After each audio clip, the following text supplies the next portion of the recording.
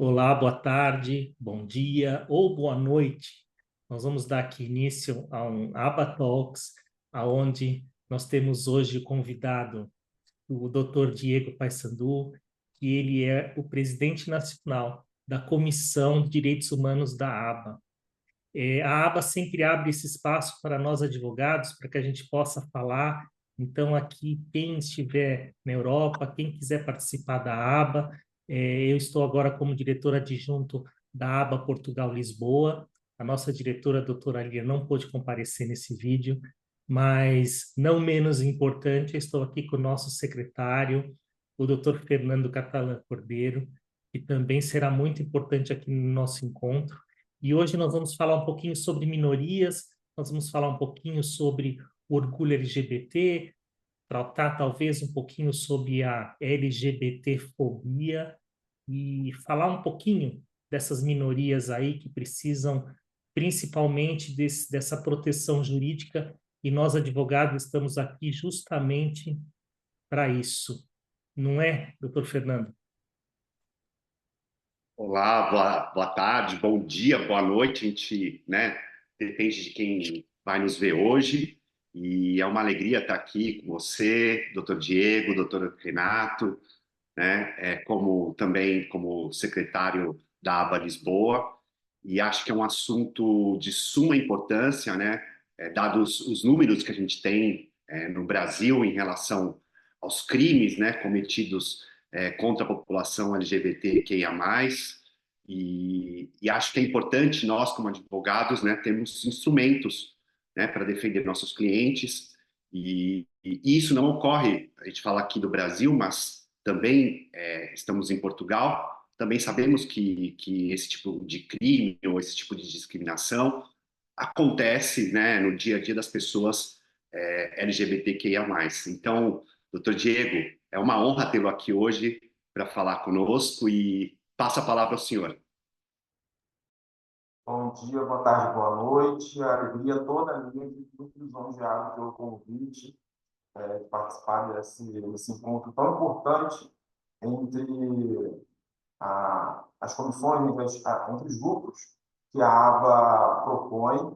Eu, enquanto presidente da Comissão Nacional de Direitos Humanos, fico extremamente lisonjeado pelo convite, porque os direitos humanos é um grande guarda-chuva, mas quando a gente se depara e chegam demandas, casos, considerações acerca desses reportes para a gente tem que se debruçar, estudar mais, estar mais atento e tentar usar da nossa voz enquanto associado para propagar a defesa dos direitos humanos, a defesa principalmente dessas pessoas que estão em estado de vulnerabilidade social, econômica e tudo mais. Eu fico muito feliz em poder participar dessa conexão com vocês. Eu até coloquei lá no perfil, no grupo do WhatsApp, Conexão Brasil-Portugal, porque, independente do tema que a gente discuta, tem reflexos, tanto aí quanto aqui.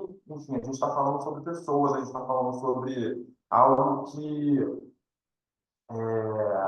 é inerente a qualquer sociedade, seja a sociedade mais desenvolvida, menos desenvolvida, claro, considerando cada peculiaridade, mas é algo que atinge o mundo de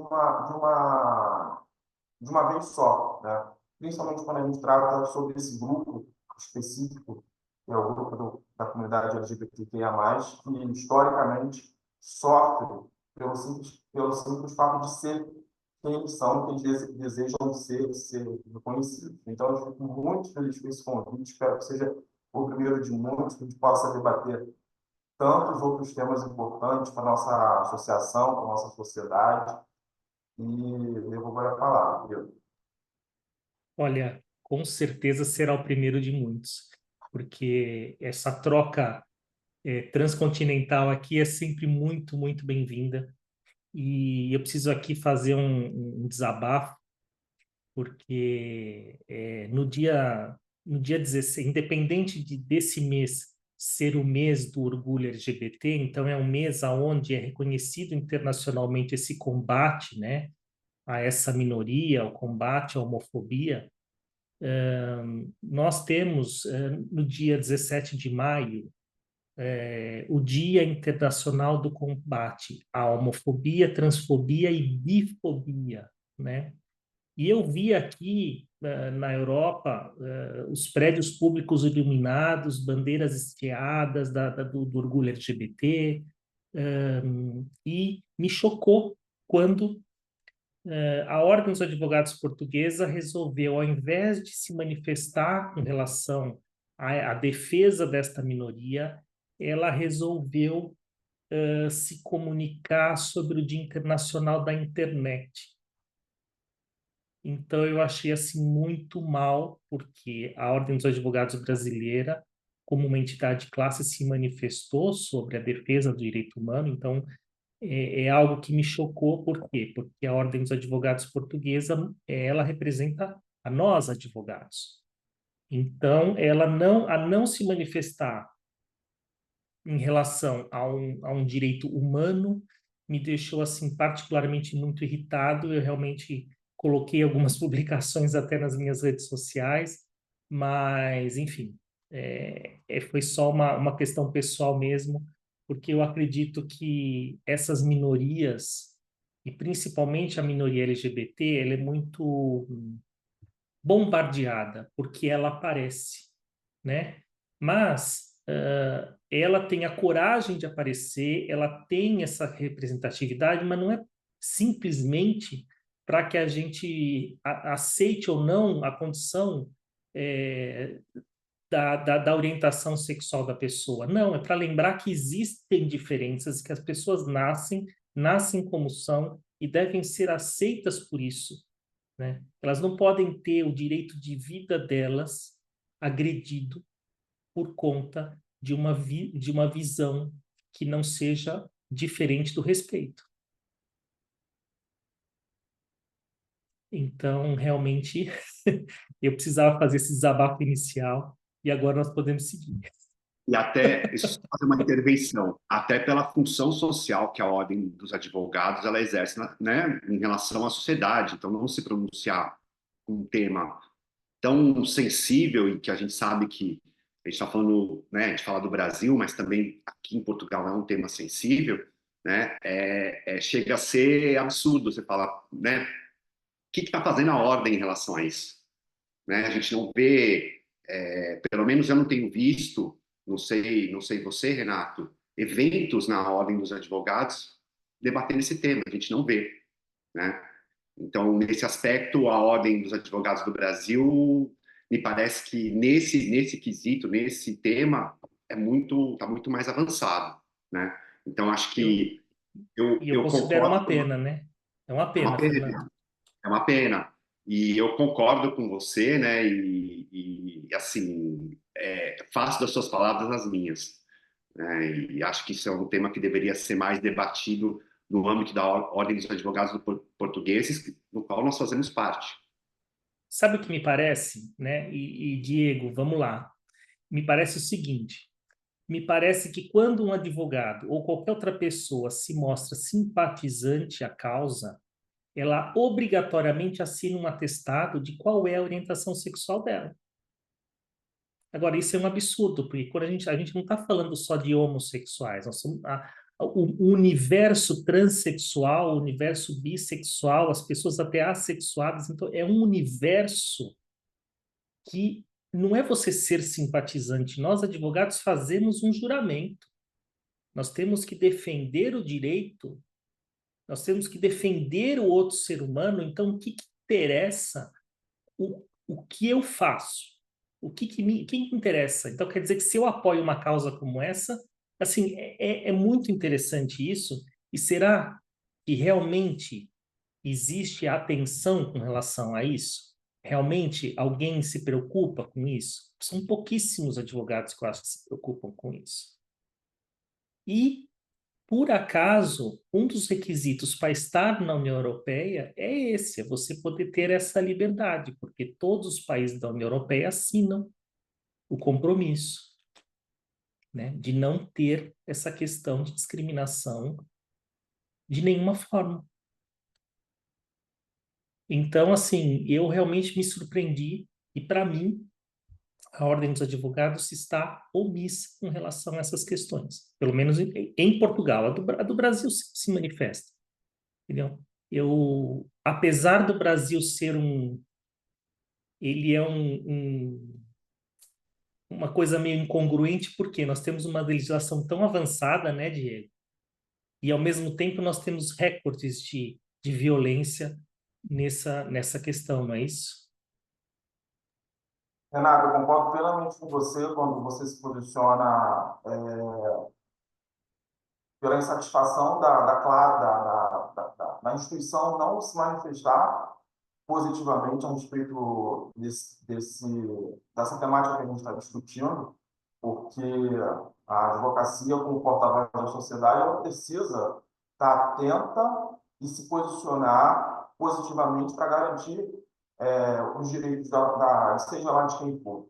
E aí, quando a associação ela se posiciona tentando mudar, ou então privilegiar uma data por outra, é muito triste, porque o preconceito não pode estar à frente de uma questão institucional, de uma questão social extremamente relevante. Então, pouco importa a opinião pessoal do líder daquele grupo que está à frente da associação.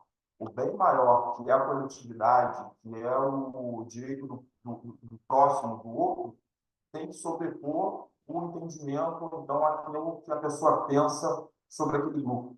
E aí, quando o grupo que está à frente da ordem da OAB toma essa atitude, acaba desprestigiando toda a nossa luta, que é pela preservação, pela manutenção de direitos. E ainda bem que, aí, em contrapartida aqui no Brasil, esses temas que são tão caros à sociedade, como a questão do aborto, que a gente está vendo hoje em dia aqui no Brasil, a questão da comunidade LGBT, que a mais, o direito das mulheres, principalmente o Conselho Federal, ele está muito atuante. O grupo que está ali, ele é bem atento a essa situação e acaba reforçando a ideia de que a gente precisa falar sobre, de que a gente precisa defender o direito de todas as pessoas, sejam elas que estão em um certo grau de privilégio, que não têm nenhum tipo de problema, ou aquelas que estão também em estado de vulnerabilidade. E quando a gente fala de vulnerabilidade, a gente também está falando da advocacia, porque também tem grupos minoritários da advocacia, membros da advocacia, que também sofrem. Então, a advocacia acaba sendo um reflexo da própria sociedade, né?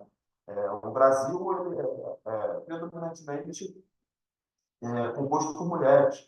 E aí, na advocacia, a gente vê também um número grande de mulheres advogadas, em que pese não tenham ali, não estão em posição de destaque em presidências de sucessão, mas o número é muito grande. Então, isso a gente precisa considerar.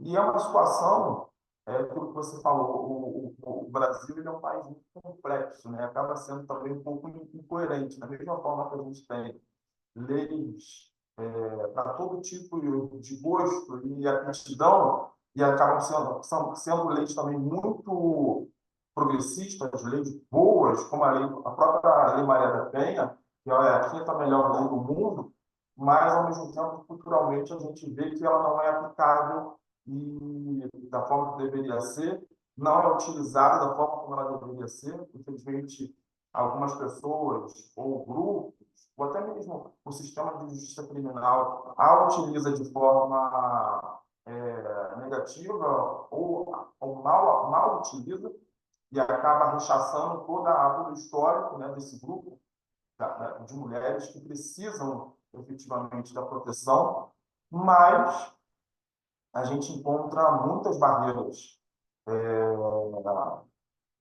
por esse lado. Em relação à comunidade LGBTQIA+, embora a gente tenha grupos, associações como a ANTRA, e outros grupos que fazem a defesa da comunidade, a gente não tem uma lei específica, passou por todo o processo legislativo no Congresso Nacional para falar, nossa, nós temos uma lei que realmente reconhece e garante o direito dessas pessoas. A gente precisou se arvorar da lei do racismo para poder tentar construir uma rede de proteção. E aí, muito se fala, vou terminar esse capítulo, muito se fala do ativismo do STF enquanto legislador.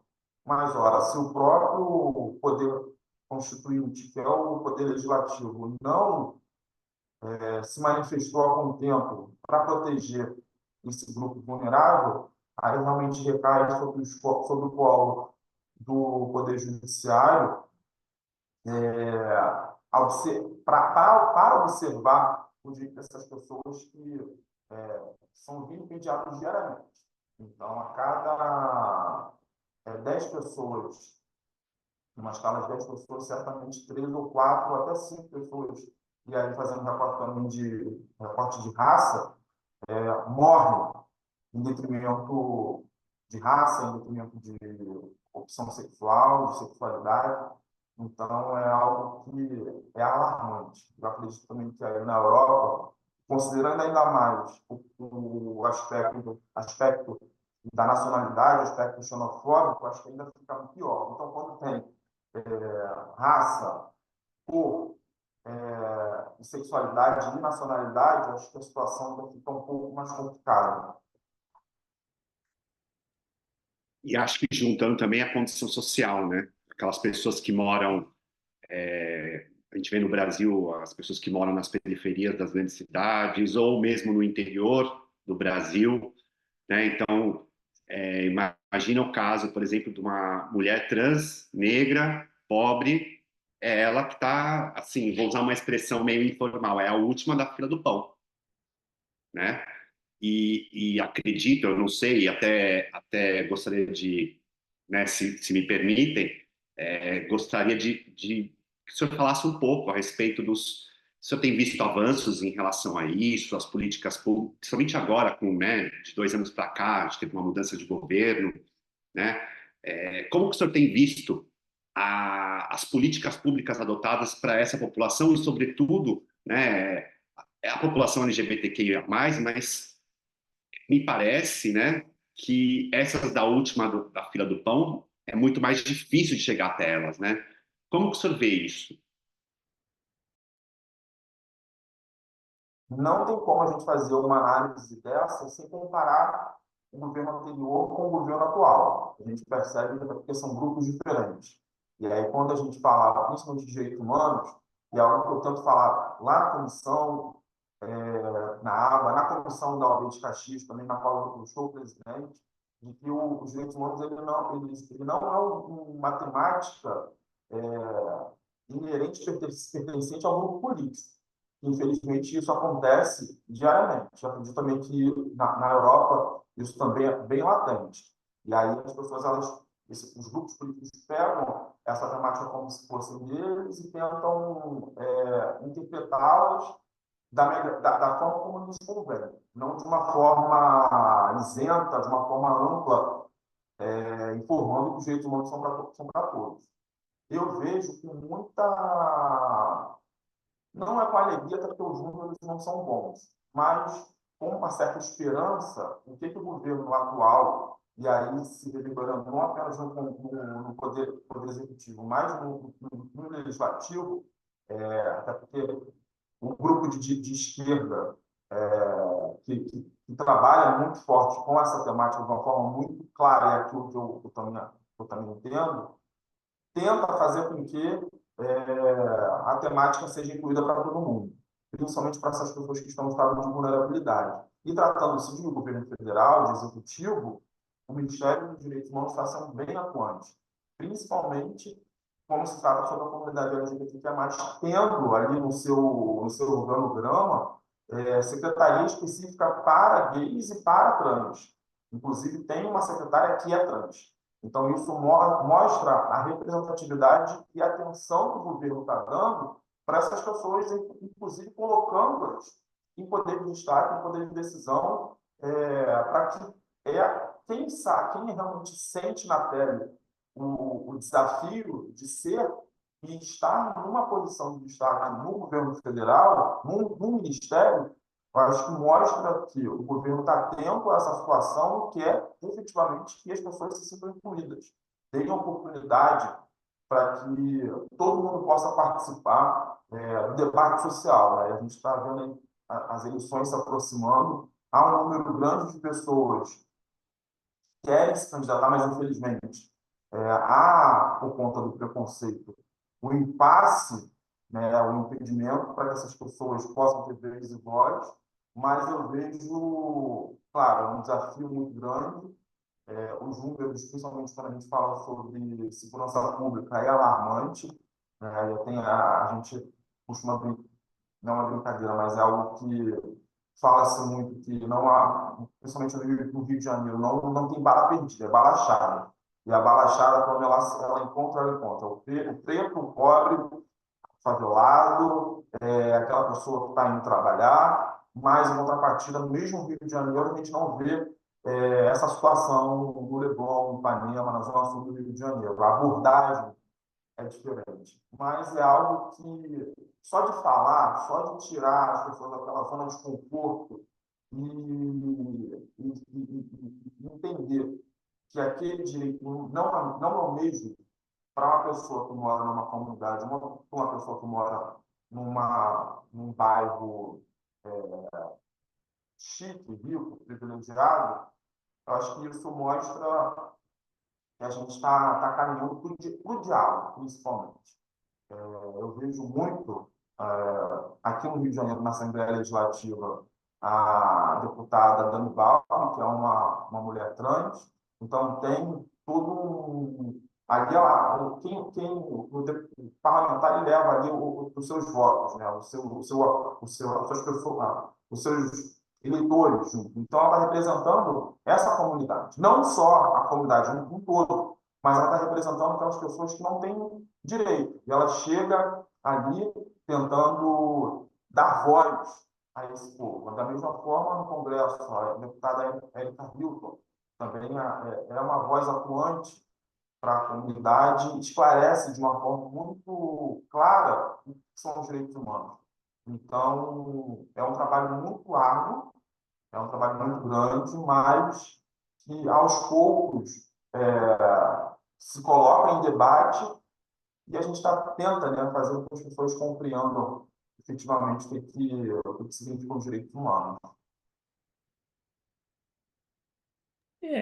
Nós temos que verificar também, é algo que é importante quando a gente fala em direito humano e esse tipo de abordagem, isso impacta muitas vezes na expectativa de vida das pessoas, porque nós temos a comunidade trans, que até pouco tempo atrás, a média de vida de um trans era 40 anos de idade. Então, assim, mas é um absurdo, porque isso quer dizer o quê? Que essa pessoa está sendo profundamente violentada, né? Ela está, às vezes, até se punindo por ser quem é. O que nós devemos prestar atenção é que esta comunidade, de uma maneira geral, às vezes, por muitos anos, ou às vezes por estar no entorno social do qual não é compreendido, essa pessoa ela passa por um momento de negação muito grande, um momento de negação de si mesmo. Isso gera fobia, isso gera vários distúrbios emocionais e que podem sim refletir no comportamento adulto, no comportamento futuro. Então você acaba criando uma doença social porque este ser humano não teve acesso a um crescimento equilibrado e adequado. Isso é muito perigoso, né? Então, independente da legislação prever tudo isso, né? Nós temos aqui na Europa os Estados-membros que acolhem e que têm essa questão de ter essa legislação protetiva, mas o governo em si tem que fazer também o trabalho desde a sua base, porque nós estamos trabalhando com crianças, jovens e adultos, porque afinal de contas a orientação sexual e várias questões relativas a isso nascem com a pessoa. Nós não estamos falando de pessoas doentes, nós estamos falando de pessoas que simplesmente querem viver como são, né? E querem ser respeitadas como são. Elas têm esse direito, o Estado tem que dar esse direito às pessoas. Então, a gente fica aqui brigando e pressionando o Estado justamente para dar essa, essa proteção e essa aceitação, não é? Eu acredito que é uma luta constante, é uma luta que não acontece só no mês de junho, não acontece só quando nós falamos no dia 17 de maio, é uma luta que acontece todos os anos e não para, são todos os dias. E eu acho que às vezes as pessoas têm que serem encorajadas também a denunciar, para ir aos órgãos públicos, porque os agentes públicos têm que ser treinados para receber esse tipo de denúncia. Se a pessoa não for atendida de maneira adequada, ela tem sim que ir para os órgãos de denúncia pública, né, que são os órgãos que fazem essa corregedoria, vamos dizer assim, dos agentes públicos. E eu percebo, às vezes eu me pergunto, quando falam que a violência aumenta, eu às vezes me pergunto, será que ela está aumentando ou será que mais pessoas estão tendo coragem para denunciar? Então, é algo que a gente precisa ver com calma, que às vezes não é um aumento da violência em si, mas sim pessoas que estão tendo coragem efetivamente de ir e fazer a denúncia daquilo. E nós estamos falando de mulheres que são violentadas, nós estamos falando de crianças, nós estamos falando uma infinita gama aí de pessoas que têm que procurar o Estado para se proteger, não é? Eu vou dizer que agora nós vamos encaminhar aqui a nossa conversa para o fim, né? Da gente aí nos minutinhos finais, aí nós temos aí ainda uns minutinhos finais para me despedir, para se despedir. Então, doutor Diego, por favor, suas considerações finais. É uma pena que está acabando, no momento que a gente já está no Faremos ar. mais. Com certeza. Fico feliz em saber que a gente vai fazer mais eventos para a gente poder discutir. E até há pouco tempo, considerando isso tudo que eu falou, a homossexualidade era considerada doença. E aí até a nomenclatura também, né, falava que era homossexualismo. Então, a gente precisa, cada vez mais, à medida que a sociedade avança, rever esses pensamentos, rever essas nomenclaturas, incluir as pessoas, todas elas, no nosso dia a dia, principalmente em lugares de discussão, de debate, de votação, e considerando também a questão das pessoas trans, principalmente das mulheres trans, o limite de índice de vida, de idade, é de 35 anos. Então, parece que cada vez mais está diminuindo a possibilidade de viver. E pelo simples fato das pessoas não. O que se quer não é a aceitação, o que se quer, se impõe, na verdade, é o respeito. Né? E a gente precisa conscientizar as pessoas desde a base. A questão, principalmente brasileira, na questão de escola, de saúde pública, de educação pública. Então, é importante que a base escolar ela fale sobre isso, inculta na vivência das crianças, no respeito ao próximo, no respeito à diversidade, para que as crianças de hoje sejam amanhã adultos que respeitem o próximo, independente de qualquer condição, característica ou situação. Então, é algo que, principalmente quando a gente fala sobre política pública, e a política pública ela tem que ser inclusiva, em que pese seja mais voltada para grupos que estão em estado de vulnerabilidade, mas nada impede que também outras pessoas, principalmente a fim de encontrar justiça social, sejam abarcadas pelo que a Constituição fala. Eu acredito que a Constituição portuguesa também fala sobre a inclusão, sobre a dignidade da pessoa humana, sobre o respeito ao próximo. Então, eu agradeço mais uma vez, doutor Renato, pelo convite, muito feliz pelo nosso bate-papo. Doutor Fernando, uma satisfação conhecê-lo. Espero que a gente, ano que vem, se encontre na Convenção Internacional da ABA. E deixo aqui o carinhoso abraço virtual a vocês, em nome da Comissão Nacional de Direitos Humanos.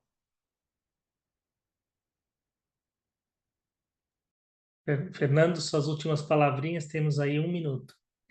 Bom, também queria agradecer por participar. Eu achei que você ia falar. Não, Queria pronto. agradecer, queria agradecer a participação hoje e, assim, acho que foi extremamente esclarecedor pelo tempo que nós temos, né? As suas palavras, doutor Diego, e espero que a gente possa, assim, se encontrar, tanto presencialmente como fazer outros bate-papos como esse, né? Que são super esclarecedores. Eu acho que é aquilo que a gente falou, as pessoas hoje denunciam porque elas sabem mais dos seus direitos, né? E esse é o canal para que as pessoas, não só os advogados, mas também as pessoas, o público em geral, a sociedade, saiba dos seus direitos e possa denunciar quando esses direitos são feridos, não são respeitados, né? Então, muito obrigado por estar aqui hoje e espero vê-lo em breve.